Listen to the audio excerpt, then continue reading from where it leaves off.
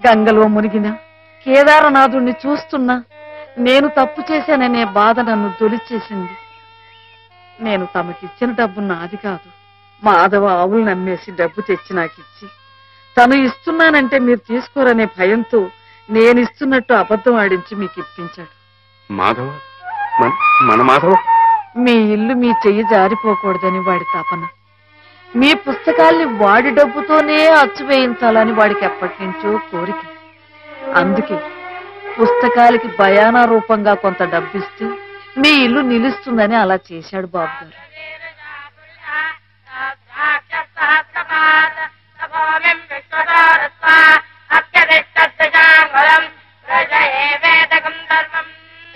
ఆవులు ఏమయ్యాయా అని అడిగితే ఆసుపత్రిలో చేర్పించానని అబద్ధం చెప్పాడు. ఇందుకేనన్నమాట. మన్ను తినలేదని ఆ రోజు గోపాలుడు చెప్పిన అబద్ధం పెంచిన తల్లిని పునీతురాల్ని చేయడానికైతే మమత నిండిన ఈ గోపాలుడు ఈనాడు చెప్పిన అబద్ధం పెంచిన పంచని 10 కాలాల పాటు చల్లగా నిలపడానికమ్మా. నన్ను యువతలి గట్టుకు చేర్చిన మహనీయుడు అవతలి గట్టునే ఆగిపోయాడమ్మా. ఒక్కసారి పండి మాధవం తీసుకురాగలవా? అలాగే నాన్న.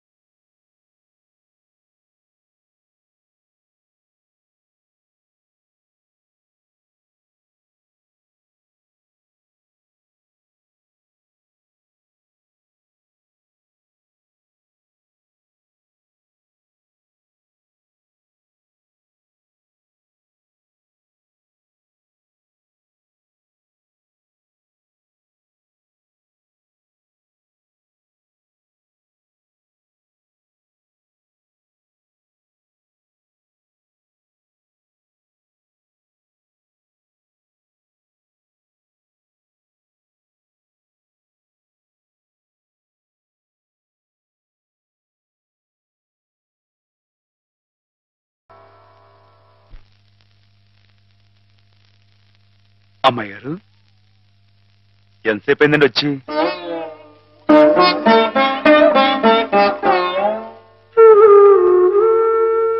ఏంటమ్మాయి గారు అలా కొత్తగా చూస్తున్నారేంటి? నువ్వు చాలా కొత్తగా కనిపిస్తున్నావు మాధవ. అయ్యే బట్టలు అదే పని అదే మొహం. నేను కొత్తగా ఊరుకోను అమ్మాయి గారు. నాన్నగారు నేను వెంటనే తీసుకురమ్మన్నారు. అలాగా పదండి.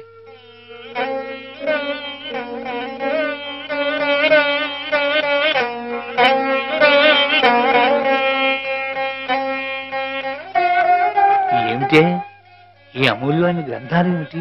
మాధవకు అంకితం ఇవ్వడం ఏమిటి? నేనేం చెప్పను. మావయ్య మంచి పని చేస్తున్నాడు అన్న.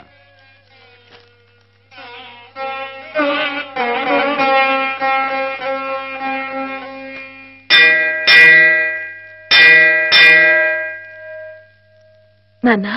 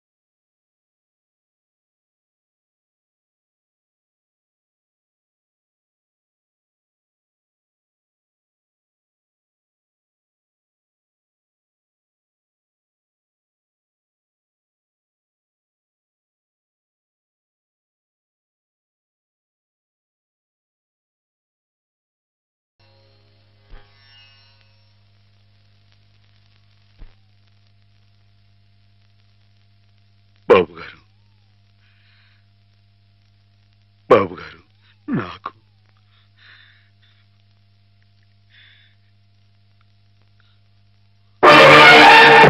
బాబు గారు నాన్నా బావా నాన్నా నాన్నా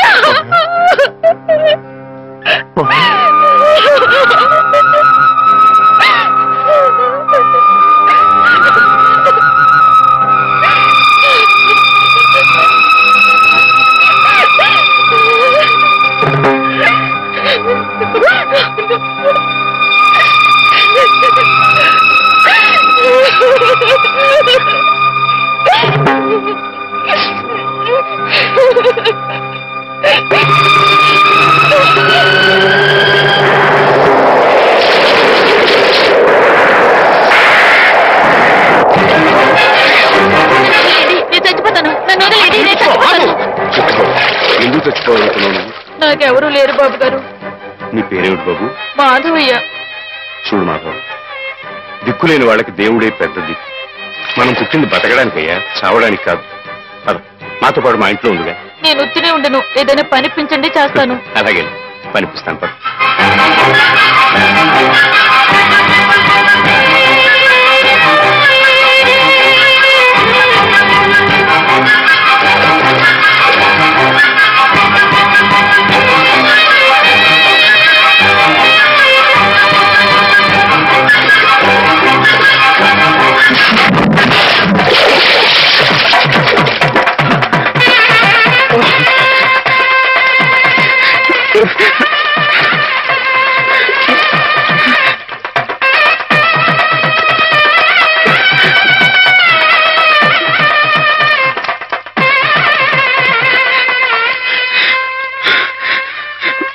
మహేశ్వరుడు, పరమేశ్వరుడు, లోకరక్షకుడు, ఇవన్నీ నీ పేర్లేక? ఒక్క మంచి పని కూడా చేయలేని వాడివి నీకెందుకయ్యా ఇన్ని మంచి పేర్లు? ఎందుకని గుళ్ళు గోపురాలు? ఎందుకని పూజలు పురస్కారాలు? చెప్పు, మాట్లాడు మాట్లాడు మాట్లాడు.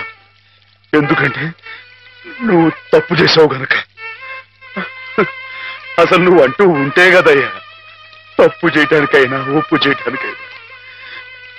నువ్వు ఉన్నావనుకోవటం మా పిచ్చి, మా ఎర్రి, మా భ్రమ. వద్దు, నువ్వు మా మధ్య ఉండడానికి వీలేదు. పో, దూరంగా పో, ఈ గోదావరిలో కలిసిపో, ఈ గోదావరిలో కలిగిపో. ఏమిటి ఆవేశం? దేవుడి మీద నా నీ కోపం? ఈయన దేవుడు అవుతాడు బాబా. నమ్ముకున్న వాళ్ళకు మంచి చేసేవాడు దేవుడు, పూజలు చేసేవాళ్ళకు కాపు కాసేవాడు దేవుడు. ఈయన మనుషులకే మోసాడు బాబా. లేకపోతే రోజు శివారాధన చేయందే మంచి కూడా ముట్టుకుని అయ్యగారిని అర్థంతరంగా తీసుకుపోతాడా? అలాగా? అయితే మాత్రం నీకేం అధికారం ఉందని దీన్ని నీటిపాలు చేయాలనుకుంటున్నావు? ఇది నేను చేసుకున్న బొమ్మ, దీని మీద అధికారం నాకు ఎందుకు ఉండదు? నువ్వు చేసుకున్న బొమ్మ మీద నీకు అధికారం ఉన్నప్పుడు ఆ దేవుడు చేసుకున్న బొమ్మల మీద ఆయనకి అధికారం ఉండదా బాబు? బొమ్మ పాత్ర ముగిసింది, రంగస్థలం మించి తప్పించేశాడు. ఆప్తులేని వ్యక్తులు దూరం అయితే వెలితిగానే ఉంటుంది. మెల్లమెల్లగా ఆ బాధని మర్చిపోవాలి. ఎలా మర్చిపోమంటావు బాబా? 10 మాటల్లో 5ంటికి అర్థం చెప్పలేని వాడిని ఆయనతో పాటు సమానంగా కూర్చోబెట్టి ఆయన రాసిన పెద్ద పెద్ద పుస్తకాలన్నీ నాకు అంకితం చేశారు. నేనంత గొప్పనా బాబా? అంత పెద్దోడ్నా? నాకు తాహతుందా? నా కింద కీర్తినిచ్చి వారు కీర్తి శేషులు అయిపోయారు. నా మేళం మణారు వేసి ఆయన బట్టలో కలిసిపోయారు. ఊరుకో మాధవ, ఊరుకో. నీ బాబుగారి ఆత్మ శాంతించాలంటే త్వరలో ఆ పుస్తకాలన్నీ అచ్చు వేయించి ప్రజలకు అందించు. ఆయన పేరు శాశ్వతంగా నిలుస్తుంది.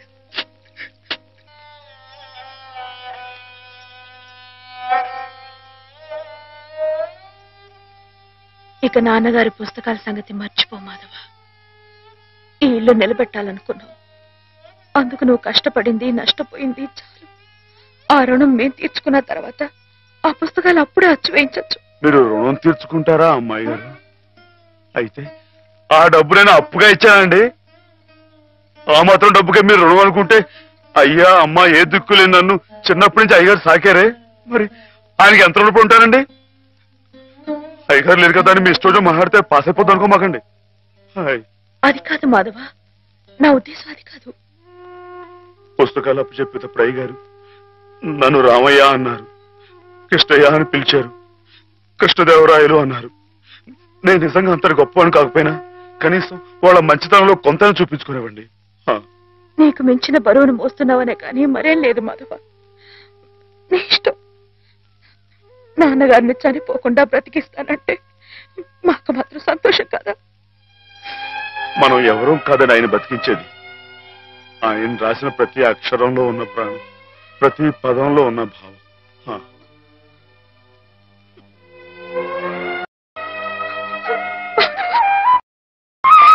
అమ్మాయి గారు, అమ్మాయి గారు ఊరుకోండి, అమ్మాయి గారు ఊరుకోండి.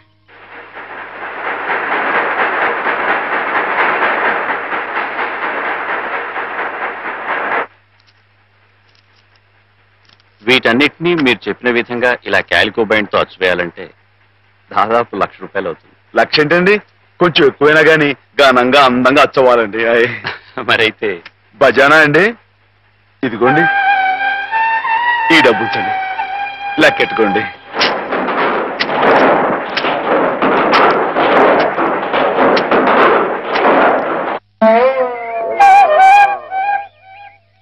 మాధవన్న బాబు గారు పుస్తకాలు అచ్చువేస్తున్నాడు కదా, ఆ పుస్తకాల మీద బోలెడు డబ్బు వస్తుంది కదా. మళ్ళీ మీ అమ్మని, పిన్నుల్ని, అత్తయ్యల్ని అందరినీ కొని తీసుకొస్తాడు కదా. అప్పుడు దొడ్డంతా పశువులతో, ఇల్లంతా పాడితో మళ్ళీ పాత రోజులు వచ్చేస్తాయి కదా స్వామి. అనుకున్న టైంలో అనుకున్నట్టుగా అచ్చేసి ఇచ్చేశారు. చాలా సంతోషంగా ఉందండి. ఇవి ఇంత త్వరగా ప్రింట్ అవటానికి కారణం మీరు, మీ పట్టుదల. ఇదిగోండి మీ పుస్తకాలు. అందంగా అచ్చయ్యాయా? చాలా బాగున్నాయండి. మా బాబు గారే పట్టుబట్టలు కట్టుకుని ముస్తాబాయి వచ్చినట్లుగా ఉన్నాయండి. ఏంటయ్యా ఈ అడావుడి? అయ్యగారు రాసిన పుస్తకాలు.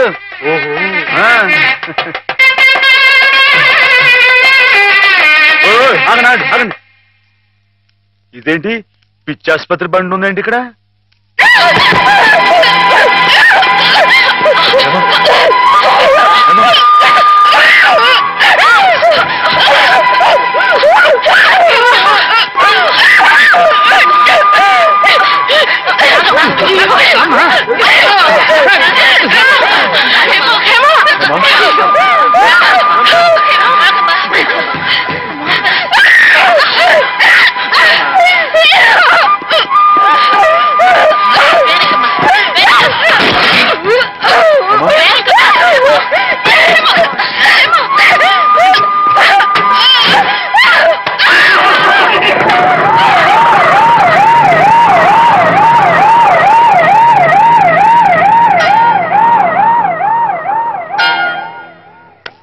బంగారం లాంటి పిల్ల, ఇదేం కర్మో.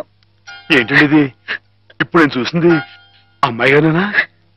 ఏమే మాధవ, ఏ జన్మలో మేమెవరో ఏం పాపం చేశాము, అది శాపమై పిల్లగా చుట్టుకుంది. అసలు ఏం జరిగిందండి? లలితకి 15 రోజుల ముందుగానే పురుడొచ్చిందని తెలిసి నేను హేమ లలిత ఇంటికి వెళ్ళాం. రక్తం బాగా పోయి నీరసంగా ఉంది పిల్ల. 4 రోజుల్లో కాస్త తెరిపిగా అనిపించింది. ఇక్కడ ఈయన భోజనానికి ఇబ్బంది అవుతుందని హేమని 4 రోజులు ఉండమని చెప్పి నేను వచ్చేసాను. అదే మాధవ నేను చేసిన మహాపరాధం. అవునమ్మగారు, మీరు ఆ 4 రోజులు అక్కడ ఉండుంటే ఇలా జరగకపోను. హేమమ్మగారు కనిపెట్టలేదు, కానీ ఆ దుర్మార్గుడి కళ్ళల్లో ఉన్న పాపపు చూపు నేను ముందే పసిగట్టాను.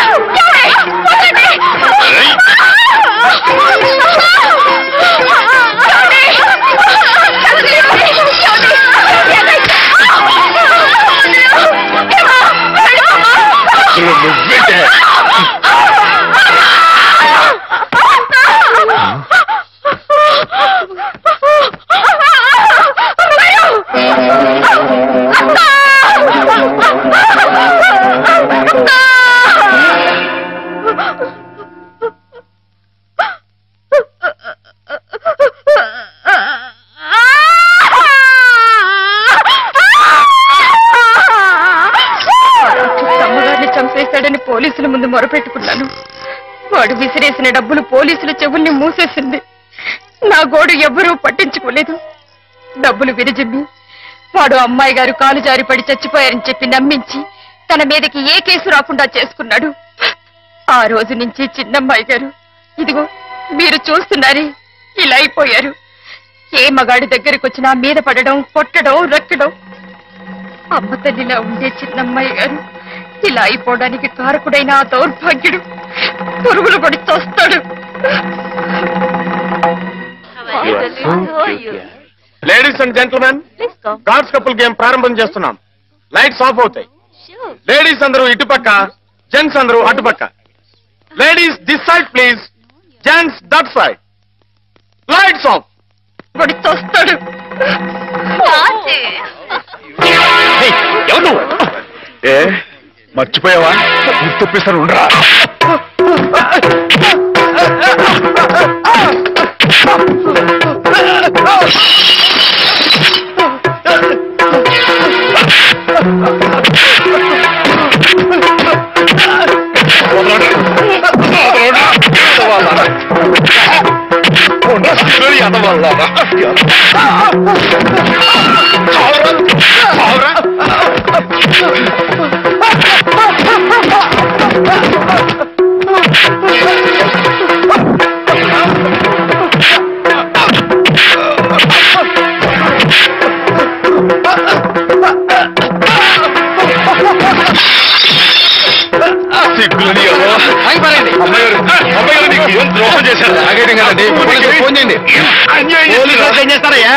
పోలీస్ కేసు కాదు, మెంటల్ కేసు.